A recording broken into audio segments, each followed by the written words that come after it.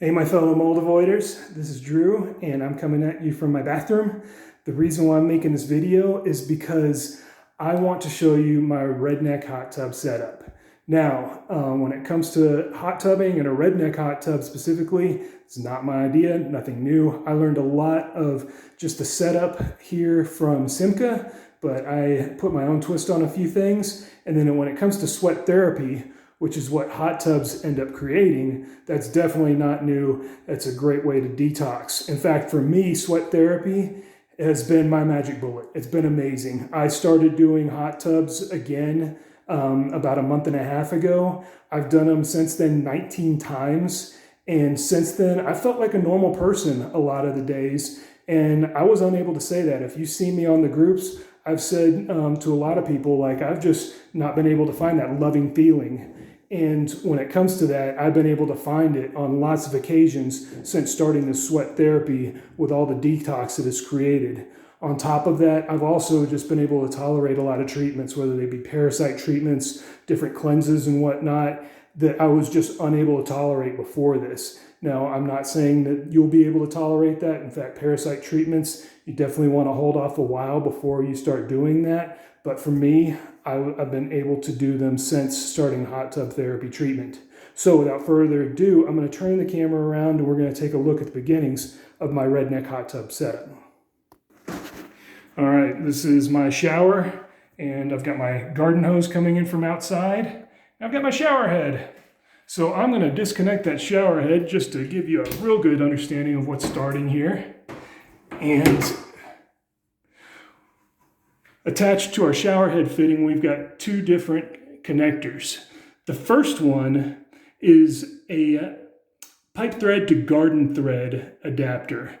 Now, we only have two threadings to worry about, pipe thread and garden thread today. And so garden hose thread, that's like what you see on a hose. Pipe thread is like what you see in your shower. So they only make quick connects and disconnects in garden hose threading. So what I did was I took this adapter right here. You can see this little white bit right here. I used Teflon tape, and that prevents leaks.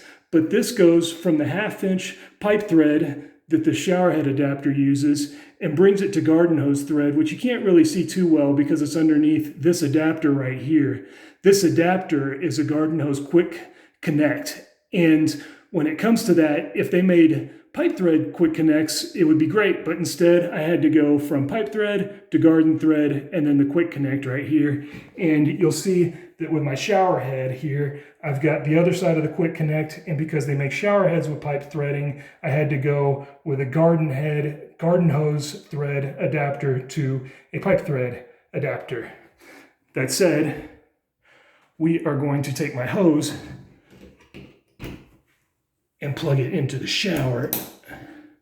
I've got one more thing here. This is a little ball valve, and it's set to the open position, but if I want to shut things off, I can close it. So I'm going to open it for my purposes. If I want to fill up my tub right now, I can just turn the shower head water on, and boom, water will be going in my hot tub. But instead, I'm not going to do that, and I'm going to go outside and show you the rest of the setup. 1 second. So we're outside now. And this is the hose coming out of my bathroom. And we are going to head on over to my Redneck hot tub. Before we get there, this is a water pump. And I'll actually get to that a little bit later. So the water is going to go into the tub. You'll notice that I've got another ball valve here. And I'm going to open that up to the open position. And water can flow right into this tub. You'll see that I've got some camping pads attached around the tub with bungee cords, and I've even got one underneath the tub, which I cut out specifically to the tub shape, and that insulates the tub and insulates it even better than the bathtub I used in my old condo. It's amazing how well that those sleeping pads keep in the heat.